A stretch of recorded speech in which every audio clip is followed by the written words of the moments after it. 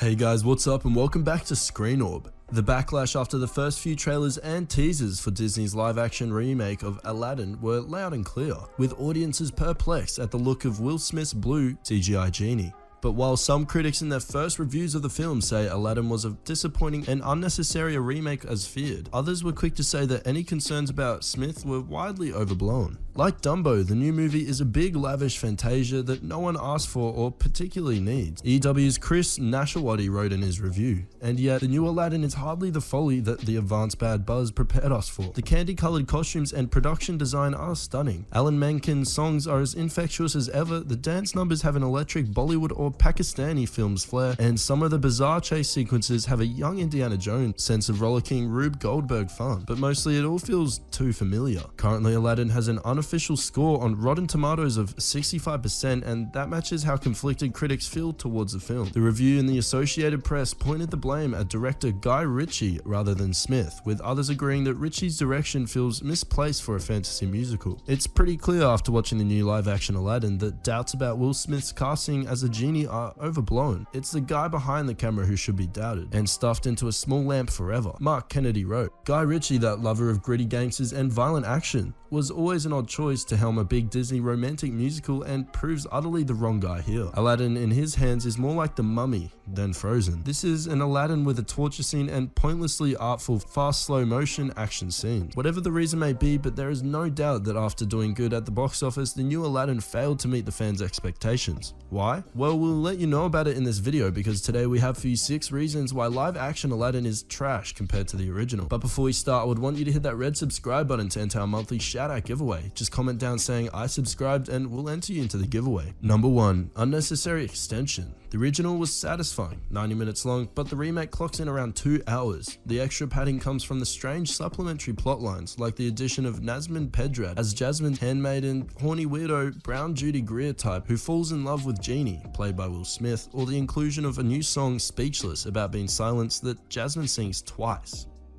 Number 2. It is boring.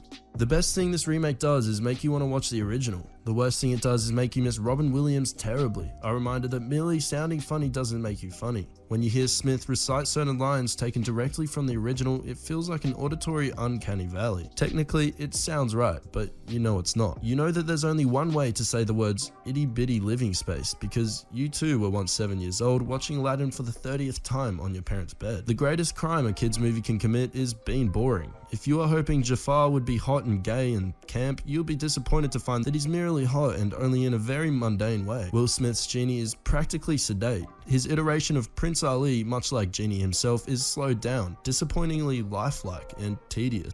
Number 3. Jasmine's character is not the same. In some warped attempt to meet a 2019 audience where they live, I regret to report that Jasmine is a nasty woman, kind of a feminist now. I mean, she still has no personality and her character still boils down to the core tenets of I don't want to marry the white guy and no one listens to me. And my dad won't give me any political control even though I'm like 22 and I don't even have a communications degree and have barely ever gone outdoors. She's still conveniently hot, but now she wants to be a sultan. And great news, her dad lets her. This is a slight improvement from the ending of the original where Jasmine's plotline ends with her getting married, but ultimately it's still a movie about a princess falling in love with someone who tried to catfish her.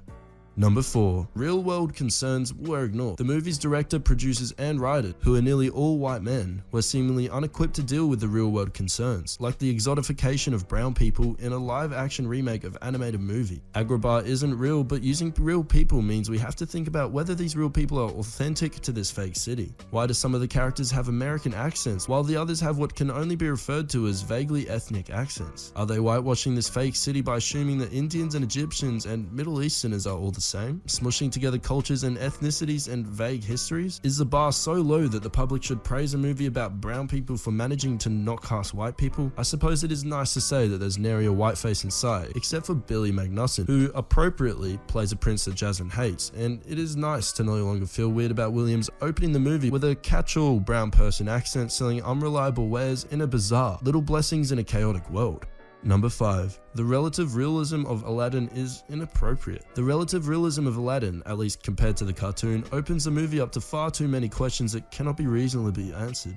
Using real people with real facial expressions and real eyeballs who are assumed to have real genitals forces viewers to think too hard about the movie's complete lack of logic. Some, like myself, were understandably upset that Aladdin, who awakened my sexuality at 6 years old, would not be shirtless throughout the movie as he was in the animated version. But I don't know, do I really want to gaze upon the nipples of a 27-year-old for 120 minutes with my niece, as she listens to his song innocently, still unaware of the horrible things adults did to each other in private? Hard to say, guys, sounds confusing for everyone involved. Number 6. A lot of unanswered questions. The movie inexplicably gives Genie a love interest in the form of a real human woman, and presumably he turns into a human man when he ceases to be blue after Aladdin sets him free. Does that mean Genie has been a virgin for thousands and thousands of years? If Genie is able to repair the magic carpet when it gets torn, why can't he do literally anything he wants to save everyone from Jafar? If the Sultan decides to make Jasmine the Sultan at the end of the movie, does she even need to get married at all? Why does the entire set look like it was either computer generated or hand painted by an 11th grade drama class? Why is Billy Magnussen even in this? Now guys, this brings us to the conclusion of the video. I hope you enjoyed it. Hit that like if you did, and don't forget to subscribe to our channel so that you don't miss any of our future videos. Also guys, it does help us out if you check out either of the videos you're seeing on screen right now. With that said, I'll see you in the next video.